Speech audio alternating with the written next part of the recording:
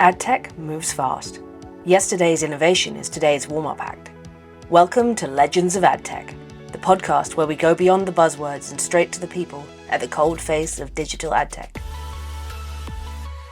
Every 2 weeks, we sit down with the industry's boldest thinkers, pioneers and disruptors to find out how they're rewriting the game. This is their story.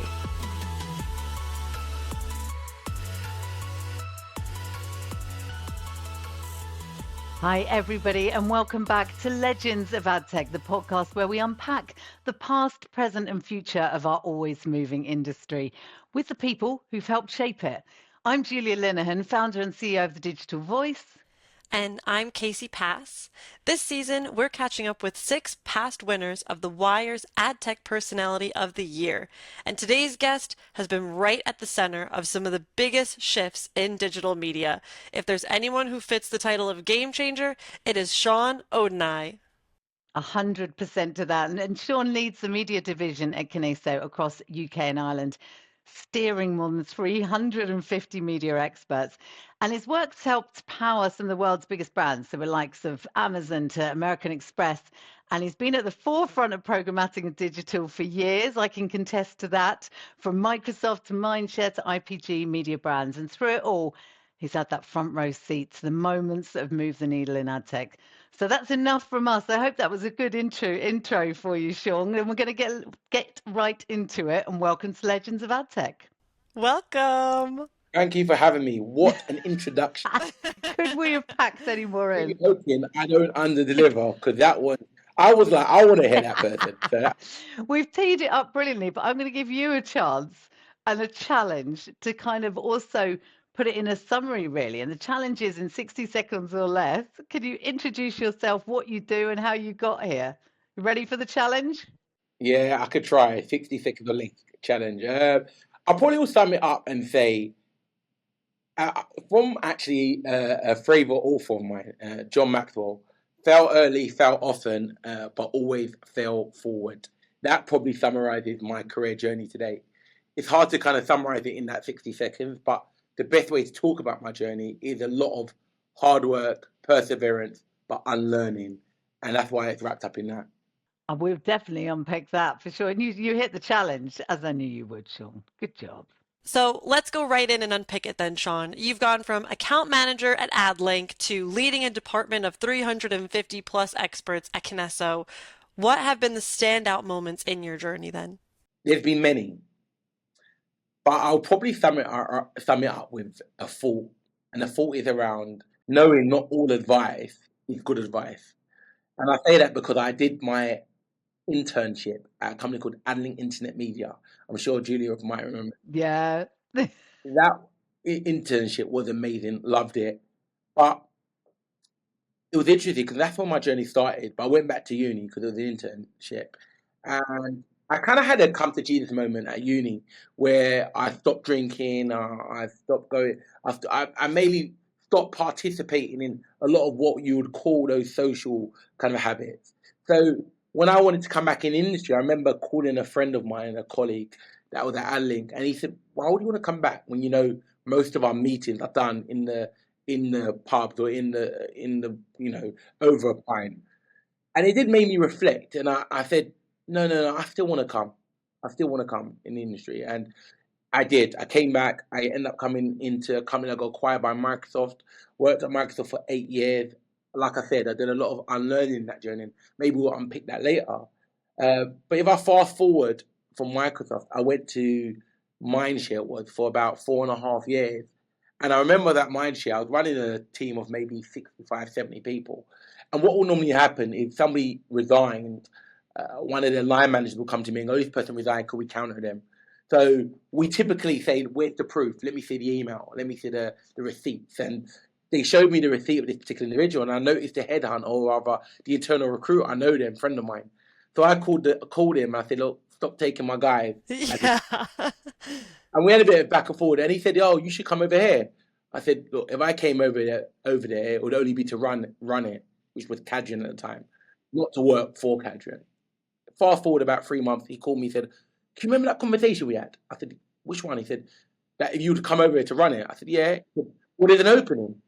The person that used to run it, they've got rid of, and there's an opening and there's an opportunity to go for the role. I said, okay, I'll have a chat. I had the first chat, went really well. Had the second chat, went really well. And then it was basically at the third stage, they got me back for the first stage, and I asked the internal recruiter, was a friend of mine, said, how many people are at this stage? They said 2 people. They said, the other person knows the global CEO, but the local CEO likes you. Lo and behold, the person I was going up against was a friend that I asked 15 years ago, should I come back in the industry? He said, no. Oh my gosh. And now the rest is history. So not all advice is good advice. I think that's really interesting. So firstly, I'm gonna go a bit deeper, because there's 2 things that are of interest to me, because obviously I remember you from those AdLink days, because I was at IASH, I think, at the time. So there's that's interesting as to what made you. I'm going to ask you in a minute.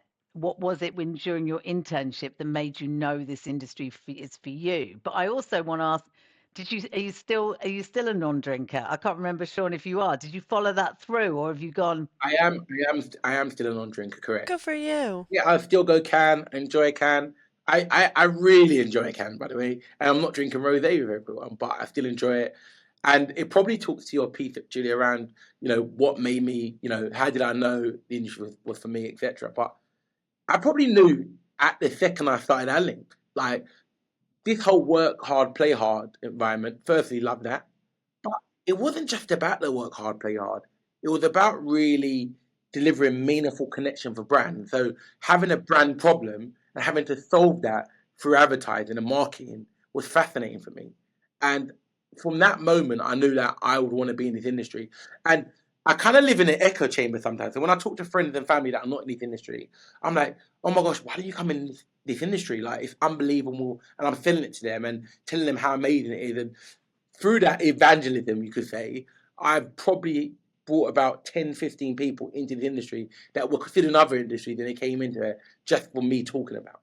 Do you know what? It's so needed. We were talking on one of the other episodes about the fact that this industry, over my 30 years in it used to be the industry to get into, and over time it's become less appealing.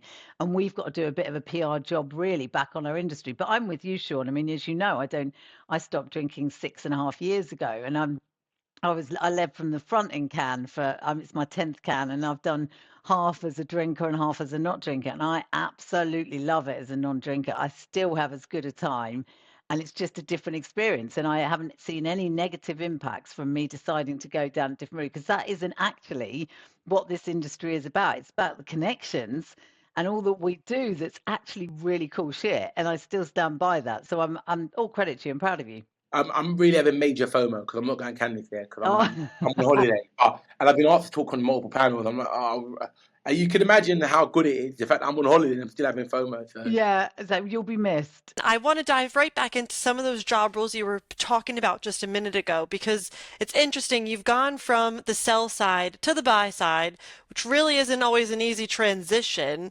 What did you find was the best about each, though? I think it's firstly worth taking a step back and saying what's the change.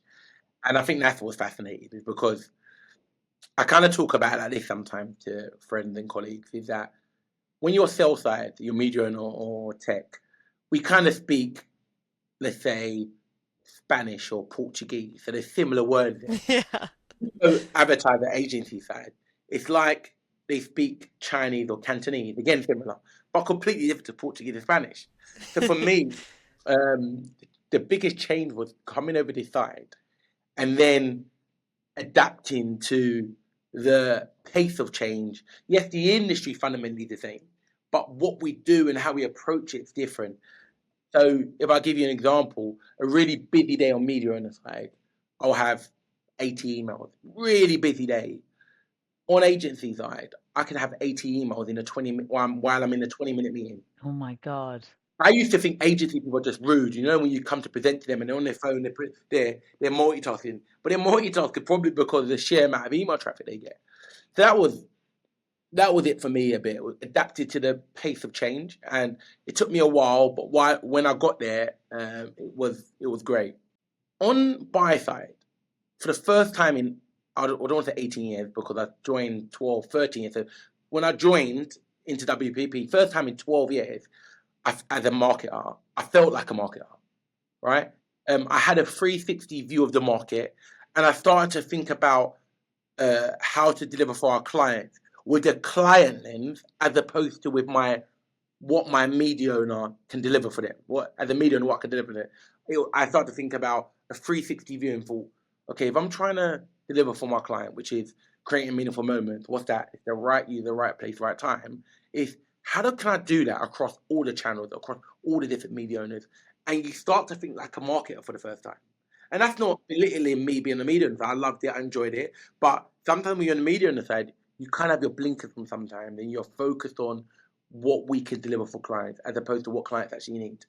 I love that. I think that's so important. And I think actually, if any, especially say on the ad tech side, even, I wish they'd put themselves more in the position of what the marketer needs, not on.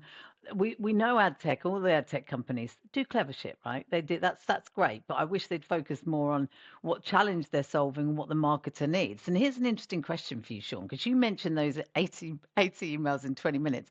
Most of them can come from the ad tech side. And it's a huge challenge for the ad tech companies to have that cut through, to resonate with you, to make their emails stand out. If you were on the ad tech side, or can you give advice to those in ad tech how to kind of stand out? You know the challenges they're going through. What do they do? I want to kind of probably touch on your first comment, which is around ad tech need to come up with solutions first. I think they do, but I think they've got a sandpit that they can play in, and within their sandpit, they're trying to, how can I deliver a solution? And I think they do. I think most of them do a good job with that. I think my biggest advice would be listening. It's trying to listen to what are our challenges, what as a client team or client do you need to deliver, and how can I help contribute to that success?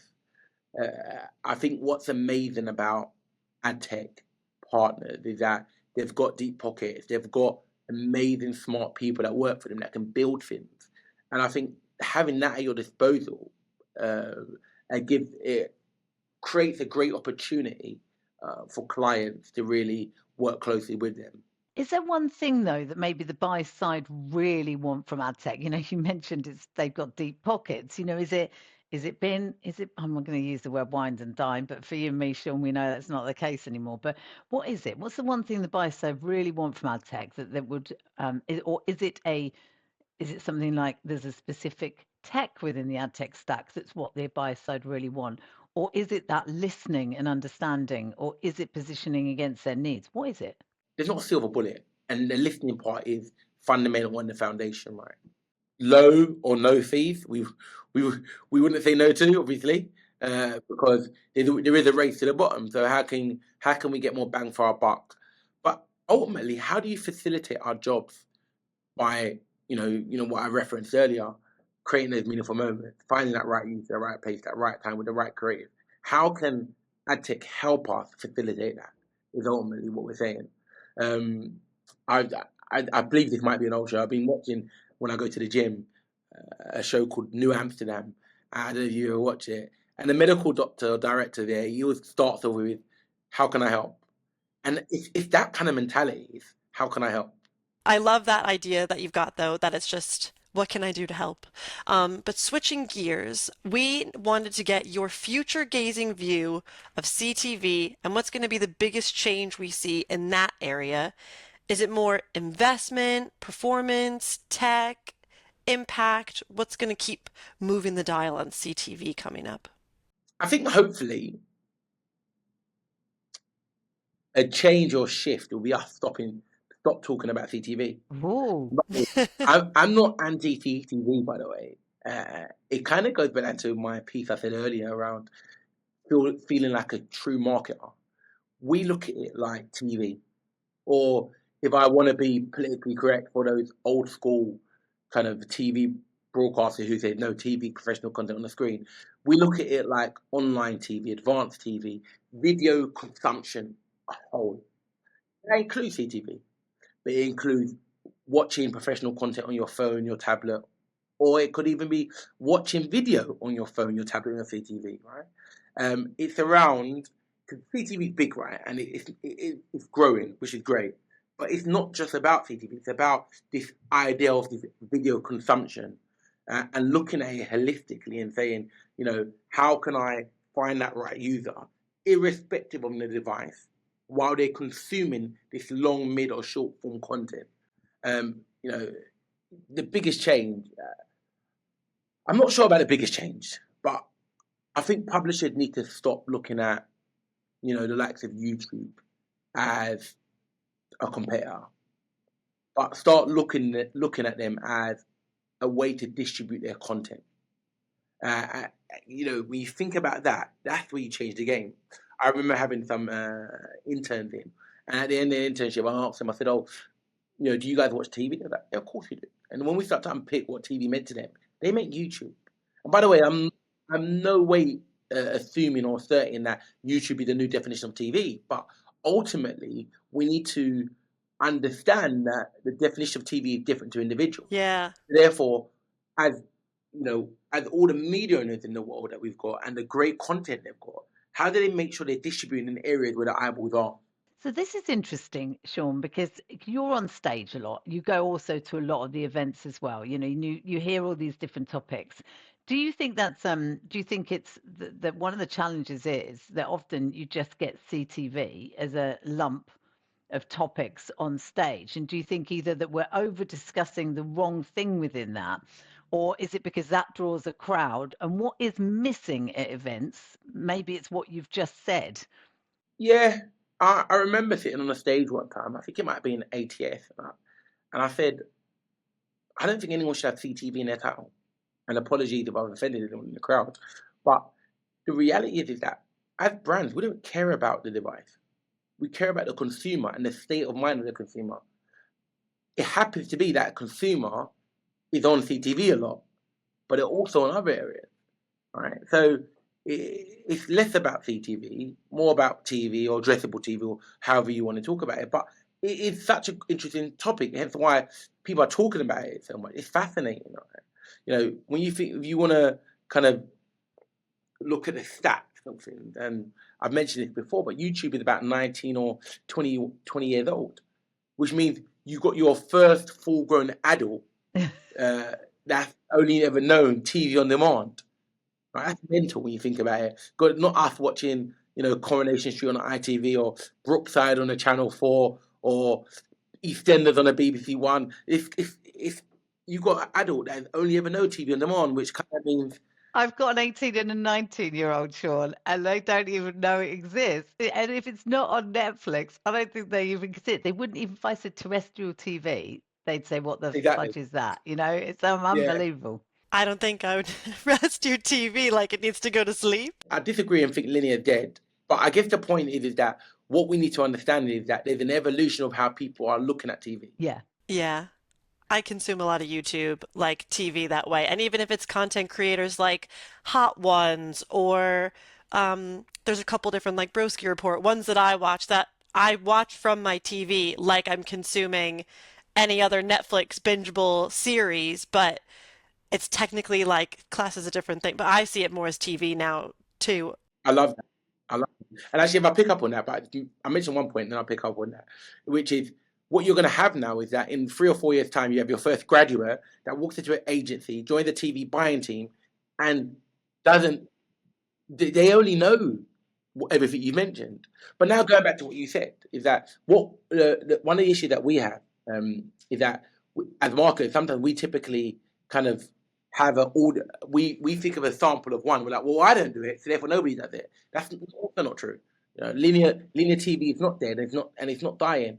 It's on decline, yes, on decline, but it's still huge, right? There's live shows that people watch, the Champions League final, the Euro final. Those tentpole moments, they're still, right? Those reality programs where people want to engage online second screening while it's going on. I think Britain's Got Talent was on Saturday, I want to say, just now, and like people are watching that and they're tweeting or they're on their gram saying something. So people are still consuming live TV also. So again, when you take a step back from a marketer point of view, what we care about is where are the eyeballs, what's their state of mind, and how do we engage in with it? I love it. And something I hear throughout a lot of that is generally just balance. Balance with how you think about certain categories of things, with how we discuss it all at events, all these questions. It's just like finding a good, even spread of it all and having that mindset and the top of your mind while you're planning. I love that. Thank you, Sean. And through all of this, we obviously can appreciate that the pressure is massively on for performance, for profit, and culture can often sort of fall behind. So, how does the industry keep a strong culture and still deliver those high performance markers that we need to make in a tough market? What would be your top tips? You need to remember, what is our greatest asset today? It's not AI, which AI is brilliant, drives efficiency. It's not the brand names we have. Having the great brand names is good. It helps you attract more brands. It's not even the clients we have. 100%. It's the people they're our greatest asset. Happy people, employees, means happy clients. Happy clients means you have the ability to kind of upsell, cross-sell them and talk to them about innovative products. That's going to make you more money. That's going to make you win more clients and therefore make you more profitable. I love that. But thank you so much, Sean. I want to switch up now. This is almost a bit of a teaser, setting the scene for your rapid fire round. But we want to get a few hot takes and predictions just to bring everything to a simmer before we're in the full rapid fire. For your hot takes and predictions, we want to know what you say is in and what's out for 2025. Out. It's quite sad. Up next, Xander. Oh, yeah, I know. That is sad. I remember like when they were the cool kids on the block. I think on Charlotte Street, actually on the block. They were, and I've got so much of their swag, Sean. It's unreal, and I still look at it with fond memories. It's very, very sad news to me. And I don't know. I'm interested to understand why Microsoft made a call like that. But yeah, they're out, unfortunately, which is very sad. I would say doing more for less. And what I mean by that is, I kind of alluded to earlier, but there's a real strain on kind of a race to the bottom, especially when you sit on the agency side. So how can we use AI, automation, and on offshoring to be more productive, drive tech innovation for our clients so that we can really be better at finding new incremental customers for our brands? I think that's going to be key. So I think that's interesting because most people think AI is doing less for more, but actually I agree with you. Use it wisely and make it count, and that's then a more effective way. So I'm with you on that, Sean. We're still going to go to your next hot take. So you don't have to name names or do anything like that, but upcoming acquisitions you reckon will change the game? Any thoughts, sectors that are going to be under the spotlight to be acquired? I might ask you the same question because what I'll do, I'll give you a prediction. You give me a prediction and I'll give you my opinion. The blue sky prediction. Google selling YouTube. Or Google allowing other DSPs to access YouTube. Interesting. That would be really interesting. And, interesting enough, I think it will actually open up more demand for YouTube. Yeah. Because you've got so many different players that are just anti-Google. And so the idea of opening it up will be interesting. Or, would one of these regulators make Google sell it because they're just having too much of a foothold on too much of that? I think that's a good one. I mean, I was going if I was put on the spot, I just think you watch this space. The ad tech acquisitions are bubbling away and about to go large as we go into H2. I think there'll be less play in the agency sector personally, but that's just my opinion now. I think there'll be a little bit smoother run on that. But last year it was quite static within ad tech, and I think this year we've already seen do, and I watch it explode in the second half. Let's see who's right, Sean or me. I think it'll be Sean. Jumping back a little bit to CTV, like we were just sort of talking about, in 2024, CTV surpassed linear TV in terms of spend. What's it going to jump ahead of next? I'm going to question your stats because I think we talk about CTV a lot in this market. So firstly, look at globally. I think that is probably correct. In America, which is a big island compared to little old UK. Yeah. A lot of their consumption is on CTV, fast channels, so many different players there, right? In the UK, bearing in mind, Prime only launched last it was last year, right? Well, last year, primarily looked last year advertising, right? Majority of viewership was broadcaster VOD, which is linked to those linear channels, right? So Channel 4, 4OD, ITV, ITVX, what other ones? Channel 5, etc. So you discount that takes so much of it away, right? And then obviously you got YouTube, which is the outlier. But obviously with the introduction of Prime, etc., there's Disney, not so much in regards to scale, but yeah. And you got Netflix again, not so much to scale compared to Prime. So I guess what I'm saying is that when you say it's overtaken linear, I think then it needs to be strongly caveated. I don't know whether you're talking about global. I don't know whether you're discounting broadcasters, including broadcasters. But where to next? I don't know. I don't know what he's going to overtake next. Because I think it's interesting when you're buy side, or rather when you're sell side, you're really consumed with who's winning in regards to where the money's going. When you're buy side, we're more consumed about making sure we're delivering where the eyeballs are. And the eyeballs are on linear, it's on CTV, it's on mobile, it's on tablet. So in a roundabout way, I didn't answer your question. No, it's a fact check, and we love a fact check, and maybe producer Ren can put the report in the bio. We enjoy as well a political answer, a politician's answer that goes around it. But in this next rapid fire round to close out, Sean, you can't have a politician's answer. You've got to answer on the spot. How do the rules work? Is it a sentence, a word? How am I answering? You can say a sentence or a word. Oh my gosh. You just got to say the first thing that comes into your head. Sean, are you ready for Julia's quick fire round? I am. Brace yourself. Back in the day, when I used to do interviews, the way I choose if somebody was right, this is just before we go into it, is I do stuff like in an interview. What do you prefer, phone or email? Do you like going to the gym or to the bar? Do you like? And I'd give them all these things, and in quick fire, because they'd say the first thing, and of course, back in the late noughties and like that, you'd go for certain answers. Like if it's a salesperson and they said they preferred email over phone, I'd be like, no way, you're getting a job on my sales team. So that's where it started, and this is where it's ended up. Hopefully you get fired for these answers. Let's go. Yeah. Okay, what's the one ad tech concept that still stumps you or stumped you the most? GDPR. Oh, interesting. What's a trend that people think is new, but it's not? Cookies. One innovation that's ahead of its time. AI agents. Oh my gosh, it's unbelievable. No, I think you're right. Yeah, social agents and AI agents. Okay, Sean, one campaign you wish you'd worked on. Got to be the Christmas M&S ad, right? Oh, nice. Yeah, that was a good one. Oh, nice choice. That's a good one. Okay, finish this sentence. If I weren't in ad tech, I'd be... A professional footballer. Would you? No, not really. But I would love to be. I just don't have the ability, but I would love to be. Oh, that's a cool answer. We'd be cheering for you either Casey, way. if you went in PR, what would you be? I think I would like just have a dog rescue, and I'd have 30 dogs running around a big piece of land together. And I think that... What were you thinking I was going to say, though? No, that's good. That's a cute one. If I wasn't doing what I do at the Digital Voice, I'd be an actress, which basically is what I do anyway. Sort of.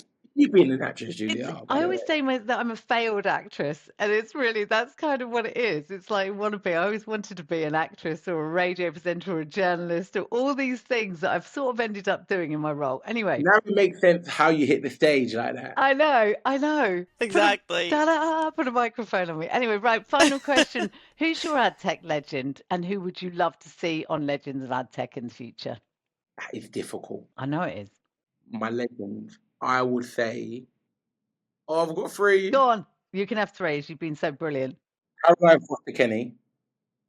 She is now Chief Client Officer at WPP Agency. I'm not sure which one. I think it's the creative one. JWT, I want to say it is. Okay. Chloe Hawkins. EMEA CEO at KINESSO. And Richard Morris, Mediabrands EMEA CEO. Noted. We'll be on the phone. Love get them it. on. Thank you so much. You've managed to survive the ad tech round, and you've been amazing today. And I'm just going to highlight 3 things that stood out for me for what Sean said. Ad tech community, make sure you're thinking of the question, how can I help, when you go in to talk to brands? everybody involved in this industry needs to care about the consumer, make that front and center. And the third thing that really stood out was that mindset of a marketer. If you're not in that mindset, if you can't understand and what they're thinking, you're not going to be able to progress forward. So those were just my 3 takeaways that I've took from it. Oh, there was too many. Love that. Great summary. I love it. Those are great points. Thank you so much for joining us today, Sean. That's a wrap on this episode of Legends of Adtech. But be sure to check out the description for ways to connect with Sean and subscribe to never miss an episode. Big thank you to you, Sean. You have been a pleasure and you're a real industry legend. So thank you very much. Thank you. Really appreciate it, both of you. You're welcome. And if you're wondering what just happened or what is happening in AdTech, head over to our brand new website, adtechjuice.com, for the juiciest industry takes and a bit of a knowledge refresh. And if you loved today's conversation, please rate, review, and share this episode. It helps us keep the AdTech wisdom flowing, and hit that follow button so you don't miss a single legend. Until next time, keep it juicy. You've been listening to Legends of Adtech, a podcast by AdTech Juice. New episodes drop every 2 weeks, bringing you closer to the pioneers, disruptors, and game changers shaping the future of digital advertising. Stay connected at adtechjuice.com and be sure to follow us on LinkedIn for even more industry know-how.